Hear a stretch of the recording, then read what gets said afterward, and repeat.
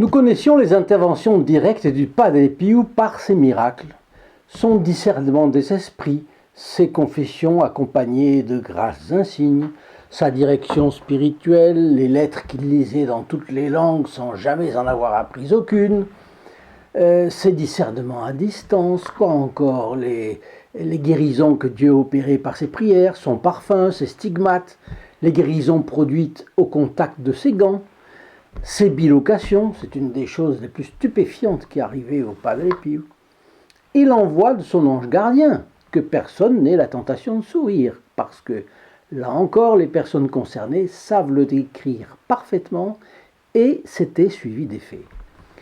Mais que des personnes rencontrent le Padre Pio à la télévision est un effet collatéral que les journalistes qui ont produit les reportages en question n'avaient peut-être pas imaginé.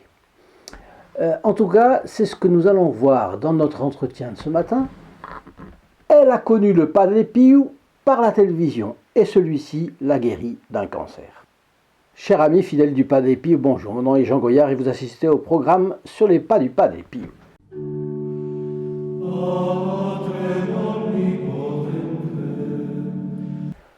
Aujourd'hui, je vais vous transmettre le récit en 3 étapes que nous a laissé María del Carmen Manner, qui n'est pas une Espagnole, contrairement à ce que son nom pouvait laisser supposer. C'est une Argentine, vivant à La Plata, ville située à 50 km plus ou moins au sud-est de Buenos Aires, sur le Rio de la Plata, qui est une espèce de vaste estuaire sur l'Atlantique qui rentre à l'intérieur de l'Argentine. D'un côté, il y a l'Argentine, de l'autre côté, il y a l'Uruguay. Et c'est un petit peu semblable à notre estuaire de la Gironde, dimension mise à part, parce que en Amérique du Sud, tout est beaucoup plus grand, comme vous le savez. Nous sommes en 2004. Et vous voyez, c'est récent. 2004, c'est hier. Oui, il y a 18 ans. Bon, c'est tout récent. Ce ne sera pas une intervention du Padre Pio en vie, mais après sa mort. Première étape. C'est un moment où la télé argentine passe une émission sur la vie du Padre Pio, et c'est ainsi que, par ce biais, le Padre Pio est entré dans ma vie, nous raconte Carmen. Un peu avant, dit María del Carmen, j'avais remarqué sur ma poitrine des protubérances de mauvais augure. Au même moment se sont déroulées ces émissions. Tout à l'heure, elle parlait d'une, maintenant elle parle des émissions. Vous allez voir pourquoi. Je n'avais jamais entendu parler du Padre Pio auparavant, et je suis tombé sur une émission sur sa vie. J'ai changé de chaîne, et je suis retombé sur lui. Ça, c'était fort. Alors, au même moment, pas seulement une, mais 2 chaînes de télévision diffusaient concurremment un documentaire sur le Padre Pio. Faisons une parenthèse, si vous le permettez, le passage de la première émission qu'elle a vue, ou bien ne l'a pas trop convaincue, ou bien n'était pas trop bien fait, ou tout simplement cela l'apprenait à un moment où sa mentalité n'était pas préparée à comprendre notre bon capucin, ça peut arriver. Mais Dieu veillait et a vraiment voulu l'accrocher. Je connais quelqu'un comme ça, figurez-vous. Il a fallu que la grâce passe 3 fois pour qu'il s'intéresse au Padre Pio.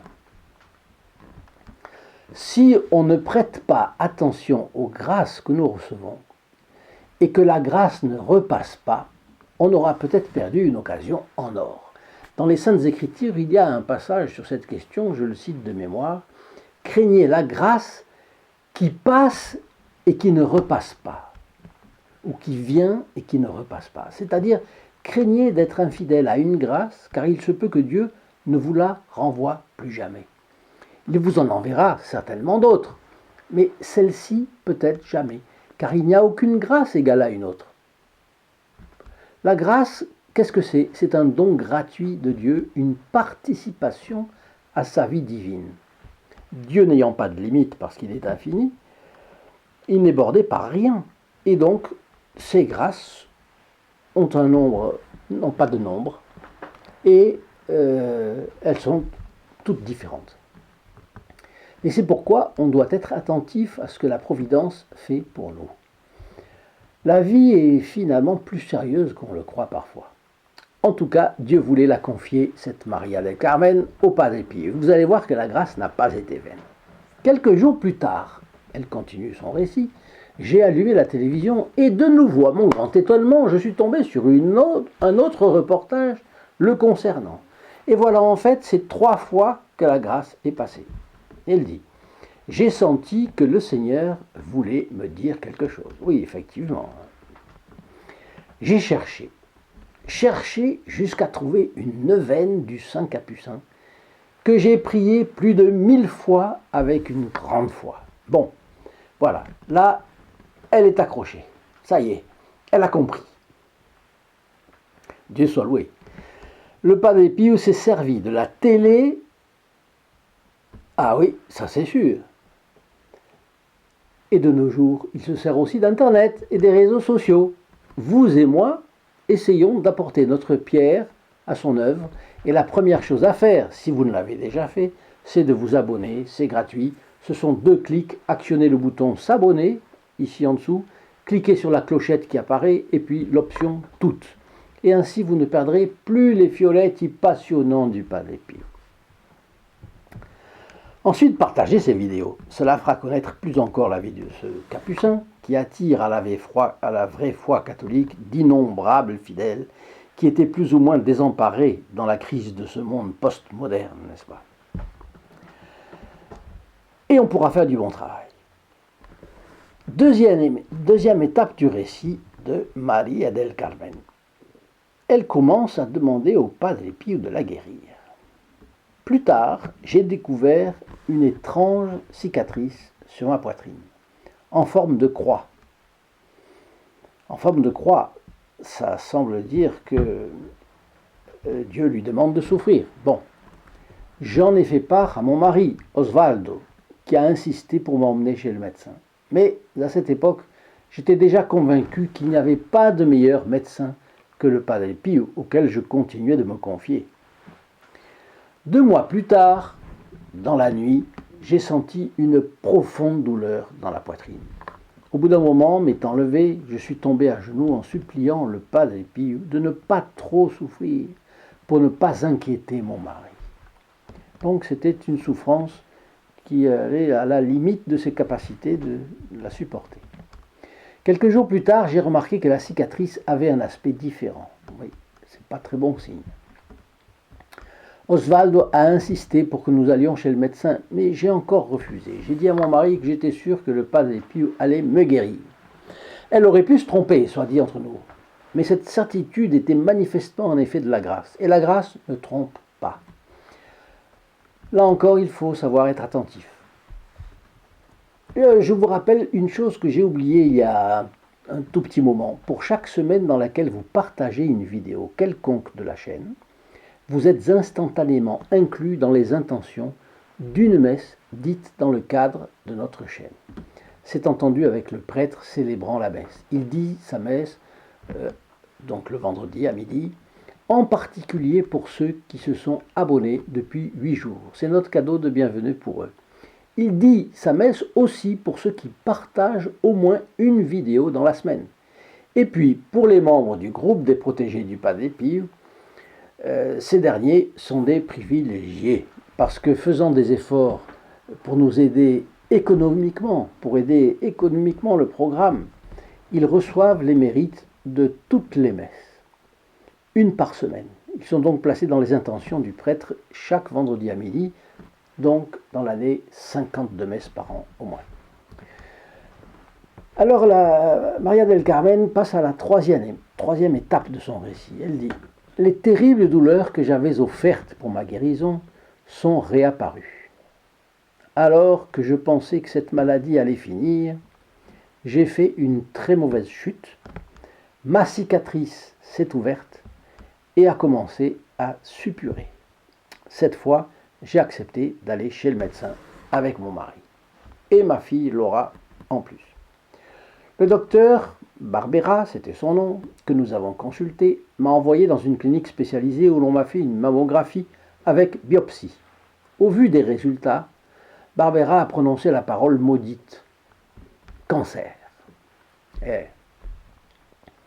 Il en a ensuite parlé avec notre médecin de famille, le docteur Angot, qui à son tour était navré et a dit à mon mari, Osvaldo, hélas, je crois bien que Carmen va nous quitter.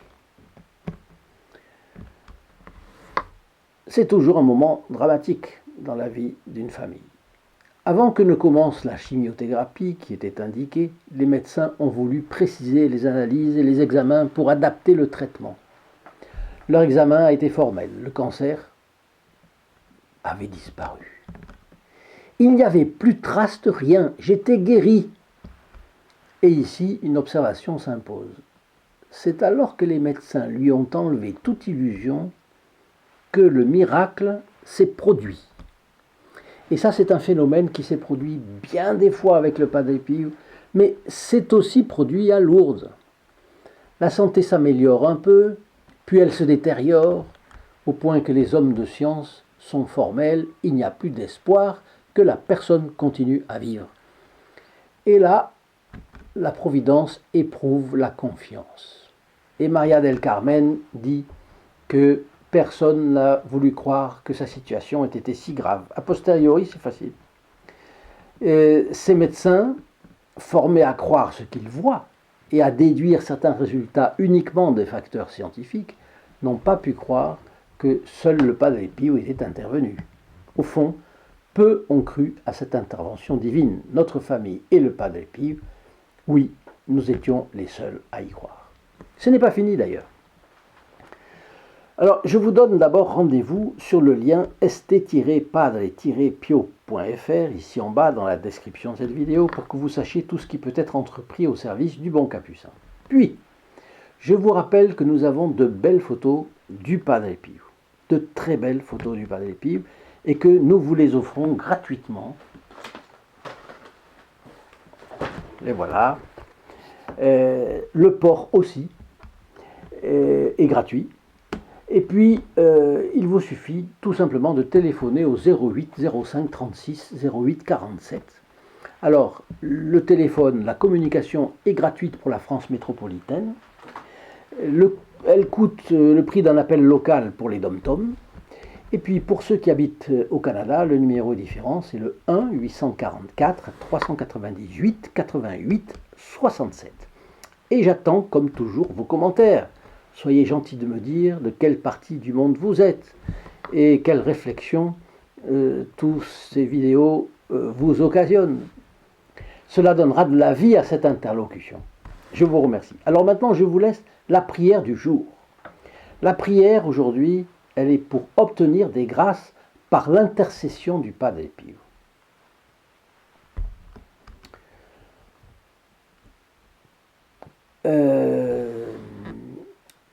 Prière pour obtenir des grâces par l'intercession de Saint Pio de Pietrelcina. Ô Jésus, plein de grâce et de charité, victime des pécheurs, et qui, poussé par l'amour de nos âmes, a voulu mourir sur la croix, je vous demande humblement de glorifier toujours plus ici-bas Saint Pio de Pietrelcina, qui, dans la participation généreuse à vos souffrances, vous a tant aimé et a tant donné de lui-même pour la gloire du Père et le bien des âmes.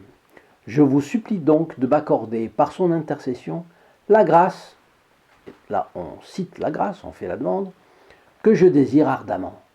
Gloire au Père, au Fils et au Saint-Esprit, comme il était au commencement, maintenant et toujours, dans les siècles des siècles, ainsi soit-il. Et cette prière du Gloria, 3 fois. Eh bien, chers amis fidèles du Padre Pio, je vous dis à demain.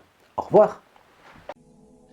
In nome del Padre, del Figliolo e dello Spirito Santo, e così sia. Sia lodato Gesù e Maria, e